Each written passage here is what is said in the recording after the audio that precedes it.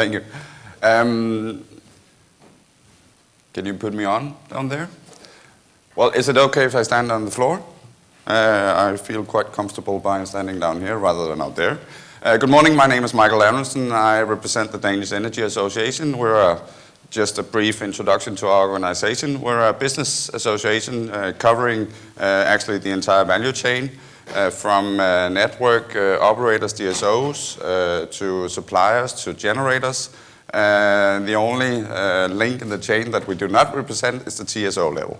In Denmark there is one TSO, which is called Engerati, and at DSO level we represent about 70 local distribution networks, network companies, about 30 suppliers, around 20 generators. So we are all in all covering the, as I said, the entire value chain. Well, why Denmark, and why is Denmark so interesting? Perhaps you're familiar with that them Danes, sometimes they're a bit optimistic in their approach to things. Likewise, on the renewables and the climate agenda, there is strong commitment in Danish Parliament to being in the forefront of setting renewable targets and climate GHG targets. So actually, as from this or last autumn, where a new government entered into Parliament, there was an explicit goal set that in 2020 there has to be 50% wind power in electricity consumption. That's quite a lot. Today we have on average about 25%. That is a doubling of the share of renewable energy in the electricity consumption by 2020. We have 8 years to reach that level. And also in 2020, 40% reduction of GHGs. 2030, we don't stop by 2020. 2030, coal out of power plants. Today, coal-fired power plants are the backbone of the power system.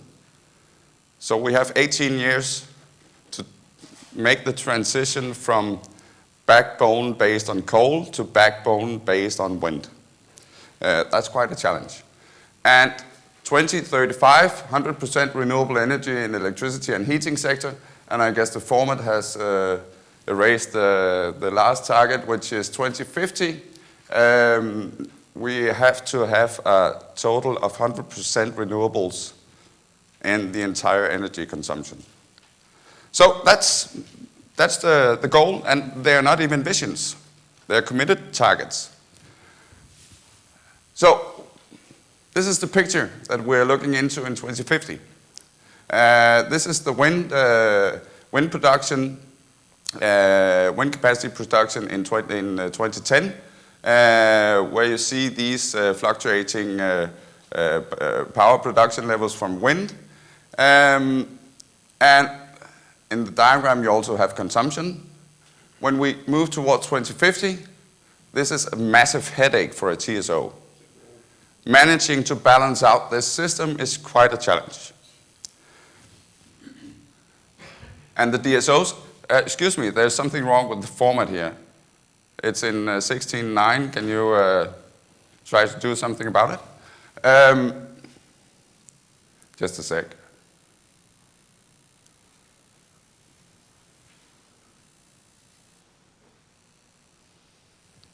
Thank you. Much better. So, what about the DSOs? Well, in mid-80s, this was the landscape in Denmark. Power system revolved around the large central power plants. As we have evolved through the 80s and 90s, this is our generation picture. So, an extremely large penetration of decentral power production, giving almost any DSO a massive challenge at a local level. Because not only DSOs have to connect, they have to absorb any kind of production, any time of day, any time of year. And this picture only, if I may say so, gets worse. So what is our point of departure from developing towards a smart grids, energy or electricity system? We come from a situation where we have an extremely well-functioning Nordic wholesale market or Northwestern European wholesale market. Well, Denmark is at the center point of the Northwestern wholesale market. We have strong interconnections with the other Nordic countries and Germany. At a more functional level, a central data hub is to be launched in 2013, where any data, meter readings, tariff information, price information is going to revolve around. We are introducing a new supplier-centric market model in 2014, October 2014. I'll get back to that. As of today, we have a smart meter rollout covering about 50% of Danish consumption. We have made standardized agreements with all DSOs and fleet operators that the connections for EVs, EV chargers is standardized or harmonized across the country, because we have 70 DSOs, and thus harmonization and standardization is fundamental for this to succeed. We have several DSOs carrying out trials of time of use tariffs, simply learning about the behavior of consumers when they are confronted with time differential tariffs for network usage. In 2010, the minister, the climate and energy minister, established a smart grid network, giving them the challenge: what should I do to be able to have a fully rolled out smart grid in 2020? That was a group of about 40 different people representing practically as many different interest groups with an interest in the electricity market. And actually, they thought about everything. They thought about a lot of things throughout a year. And last autumn, they laid out 35 concrete recommendations for the minister. And since then, the minister and the department has thought a lot about these recommendations. And this spring, the minister announced that he would, on the basis of these recommendations, he would announce a smart grid strategy for Denmark by the end of this year. So there is strong political commitment to making this a success. This is the picture. Well-functioning Nordic wholesale market. That's a necessary precondition for us to succeed in those massive penetration of wind power in our system. At the retail level, as I said, we're introducing an entirely new market model. Today we have a dual point of contact model, which you probably are familiar with, where customers have contact both to the DSO and to the supplier. We're shifting now to a system where it's a single point of contact. In the future, customers only have contact with the supplier. So the DSO is stepping back in the value chain, becoming a wholesale provider for suppliers. And that sets an entirely new mental framework for the DSOs. Now they are delivering a wholesale service to suppliers, which are then reselling this service to consumers. And the suppliers may use the price signals from the wholesale market, price signals from the grid usage, in order to affect the behavior of consumers to do whatever makes sense for the consumer and the system.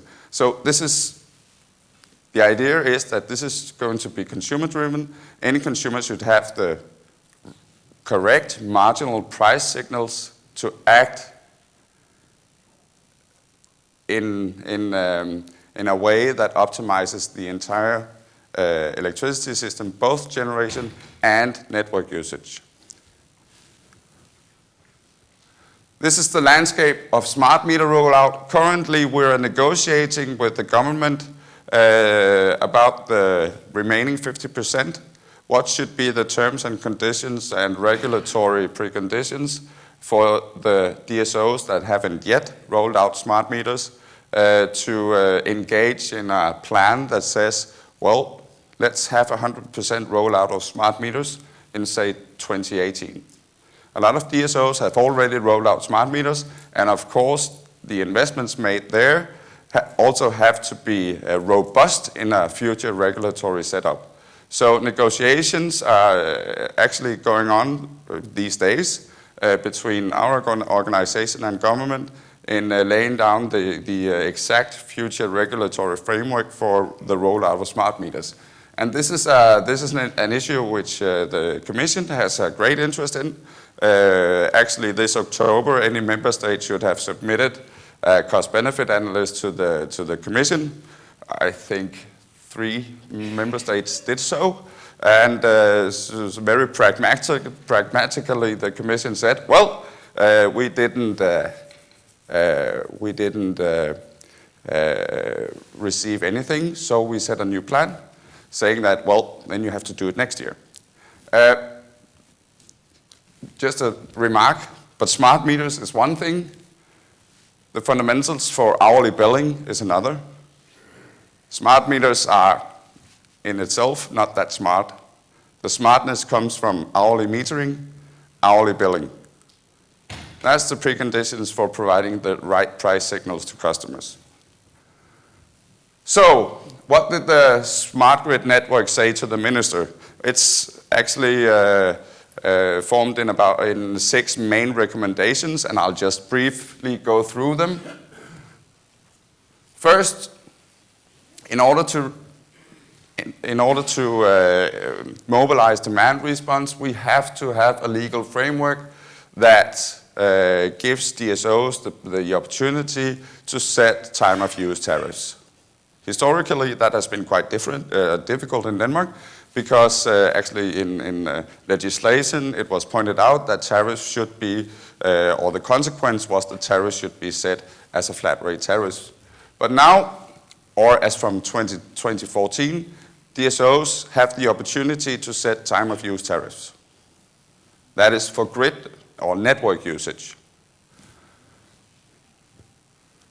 And building on hourly price signals from the wholesale market, we now have 2 sources of marginal pricing, or as from 2014, we have these 2 main sources of marginal pricing in the Danish electricity market: the generation or the wholesale market with the hourly spot prices, and the networks time of use tariffs.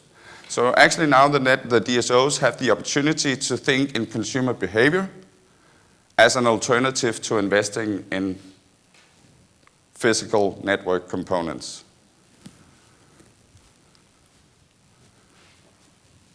So the next recommendation was about establishing a framework to market ancillary services both at a DSO level and a TSO level. I'll come back to that briefly. And next main recommendation, well, everybody talks about EVs. Let's try to do something about it. Let's try to create a stable framework for the rollout of charging stations and so forth. Of course, we have to focus on standardization. As I said, we have 70 DSOs. If each DSO use a different protocol in meter systems and so forth, nothing will happen. There's not the basis for commercialization of flexibility services in the retail market. Next, main is the regulation, the economic regulation of the TSOs. The economic regulation of DSOs simply has to incentivize the investment in new technologies. Currently, the economic regulation in Denmark of DSOs only focus on traditional physical investments. So Actually, right now, any DSO that may engage in investments of ICT systems and so forth, in the eyes of the regulation, that is seen as simply inefficiency, because these types of investments does not exist in the scope of the regulation. So that's a paradox. Of course, data security needs to be provided, and this is a major concern both throughout the EU, basing on the experiences mainly from the US, where there's been strong public opposition against the development of smart grids, only based on mistrust of the data circulating around the system. So now to the business model, which is quite simple. We have thought about how can we create a commercial market for the realization of flexibility services at a retail level. Actually, we've thought quite long about this. And this this Monday, it was presented by Danish Energy Association and Engerati DK, a quite simple model, saying, well, we have the DSO and the TSO. They may both require or demand flexibility services to be able at the TSO level to balance out the system, at the DSO level to optimize the capacity usage of the grid. And bearing in mind that we have the market model which with a single point of contact, this should be centered around a commercial player, let's call him a balanced responsible party. We know that role from the wholesale market. Let's try to use the same perspective in this. We have a retail player, which is also a commercial player, which could be an aggregator, service provider, fleet operator, with a contact to the customer. They pool customers' consumption or decentral or distributed production, selling them back to the physically delivering them to the DSO and TSO. Quite simple. But there's a lot of thinking about concrete functionalities in this simple model. But the idea is that the DSOs and TSOs, if they focus on signaling their concrete demands to the market, there should be, or we expect, business models to evolve from that demand. This is all driven by explicit signaling from the DSOs and TSOs, so you may say that the market is DSO and TSO facilitated, but they do not have the direct contact and the control of consumers or customers' production or decentral generation. So, what should we focus on at the EU level? Actually, this could evolve to an entirely new market. Only a few weeks ago, the Commission circulated a draft communication on the internal market, signaling that it's a focus point for the Commission to support the development of a common framework for roles and responsibility in a smart grid market. We have clear roles and responsibility in the energy market from the electricity directive and so forth, but this could evolve to a new market, and as in any other market, there is a giant challenge in making a common European structure. Only through a common European framework and structure we can secure that any market operator in Denmark may use the same business model in Germany and make a profit out of it. And without profits, there is no market. So we hope that the Commission in the coming year or so will sit down with different interest groups and perhaps make their recommendations and regulations towards a clear role and responsibility catalog in the European smart grid market. Thank you.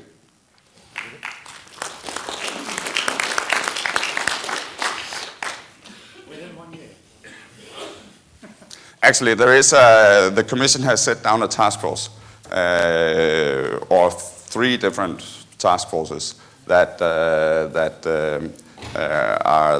have the job to deliver recommendations to the Commission. And one of the task force's job is to make suggestions or recommendations for a market model. So they are, and they have been working throughout a year or so. So in a year from now, let's have some recommendations and a communication from the Commission saying that in 2015, we have a common catalog of roles and responsibilities throughout the EU. Thank you very much, Michael, for this very interesting presentation. So before we continue, is there any immediate question to Michael Arentsen? Okay, please. Can you hand the microphone, or? I can take that. Oh, sorry. In the 6th, 7th row.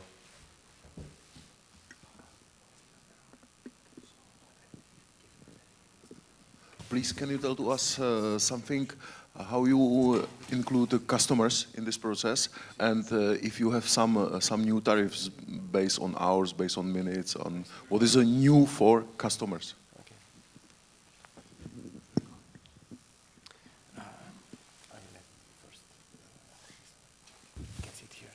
Is it on?